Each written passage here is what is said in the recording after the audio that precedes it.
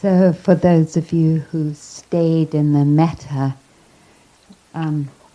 as I was, as I was calling in our young beings and holding them, and then that included people, all of us getting older and older, and then I was carried away. Maybe some of you are like, where is she going? Oh my God, I'm dying.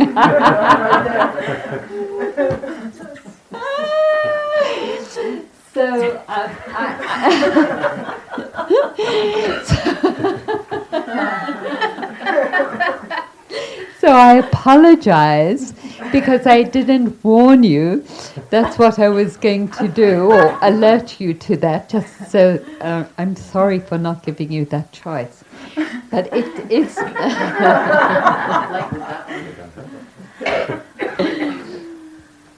But it is very apropos of the theme that underlies all our life, right? And as we even plan to meet at 4 p.m., we're acknowledging that we're in transition, and we're always in transition. Things are changing all the time. And as we come, to the full days of our practice, these many full days, it feels appropriate to then offer the invitation to not only connect with each moment, but if you feel comfortable with the invitation to notice that each moment actually does pass away, that everything arises and passes away. And I know that we all know that intellectually, and yet it requires from what the Buddha says a particular perspective and awareness, in the same way that we've talked about privilege, for example. It requires a particular awareness and perspective or alertness to change in a very continuous way, for the learning of that to become a learning that supports that freedom from the I and the sense of separation. And it's a very beautiful invitation, because it's in some ways asks us all the time to renounce, to honor the expression of life as it's living through us, and to acknowledge how everything is changing all the time means we have to keep renouncing, to open our heart to this new moment, and then this new moment, and then this new moment. And that sort of renouncing of how we try to fix our lives through thinking about the past and through thinking about the future, when it's just a thought. We get seduced into the content and believe that because we're thinking about the past and the future, that somehow we're solidifying things. Yeah. And that sense of solidifying actually does become an obstacle to connecting more fully to ourselves in each moment.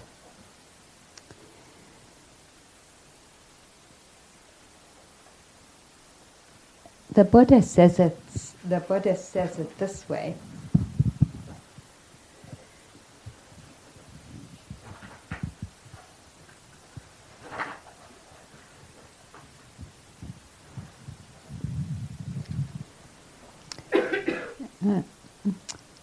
We abide in mindfulness, knowing the body as a body inside of us, or knowing the body as a body externally, and there's different perspectives on what the Buddha meant about that, but it could be other bodies or the world outside.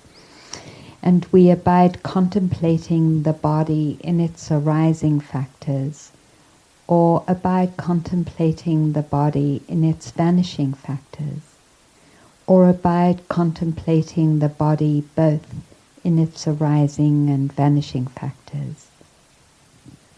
And that invitation is for both the body, pleasant, unpleasant, neutral, mental energies or factors and thoughts, and actually how the Dhamma comes into being, how as an expression of how life actually is in each moment. And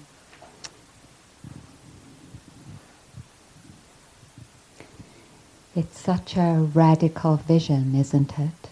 To begin to relate just even with the intention of, may I connect and bear witness to what's arising and passing away inside of me all the time. Can I do that? And to begin with, and maybe that metta provides some ground for that contemplation today, of as you notice all the things that are changing, like this morning's sitting, and you were here, and now I'm here talking to you, and then the bell's going to ring, and then you're going to go. I mean, it's that whatever is happening, even if we were to be so still, the mind is still changing. And unless we're in one of the very advanced jhanas. So what a radical invitation to turn towards ourselves, and maybe in the same way that every day, for those of you who are up earlier, I get up at 5 every morning and I walk when the sun rises. And it's so amazing because it is true that every sunrise is different. And it's not just the concept sunrise anymore, but it's the actually lived experience of every day it's different. Sometimes there's no wind at all, sometimes there's a little wind, sometimes there's clouds, and every cloud formation is different. Sometimes the crows, which usually come in one direction, there's more of them, sometimes there's less of them. The shadows are always a little different. And that's so true for us as well. That in our bodies it's always different, what's happening in our digestive system, in our hearts, and actually in our minds, that every moment is like a beginning sunrise and a beginning and ending of it, and a beginning and ending of sunset.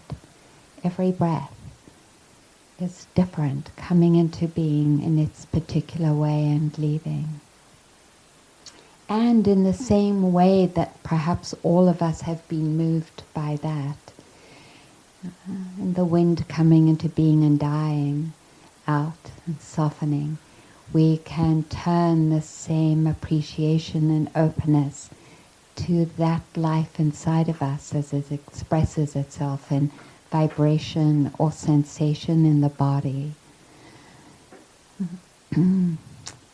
or the breath, or the way sound changes in silence, or when you acknowledge, even as a contemplation, that you had some different taste during breakfast and what you drank, and now what's left on the tongue. That's different, the arising of that and its passing.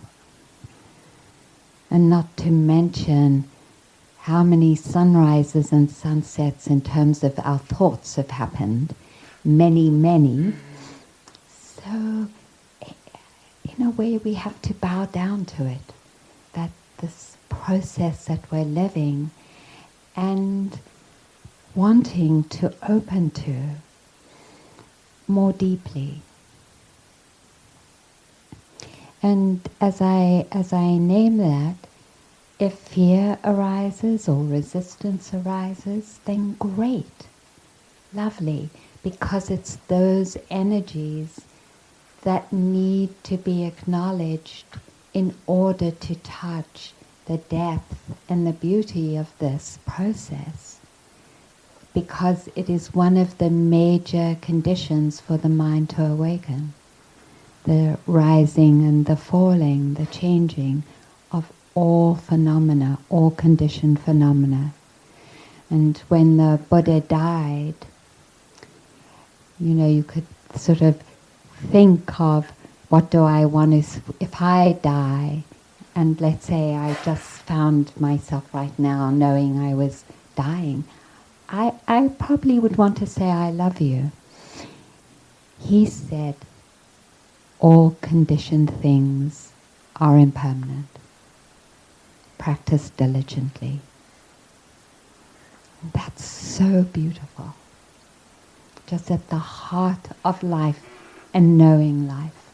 And in that knowing, the mind and heart freeing themselves.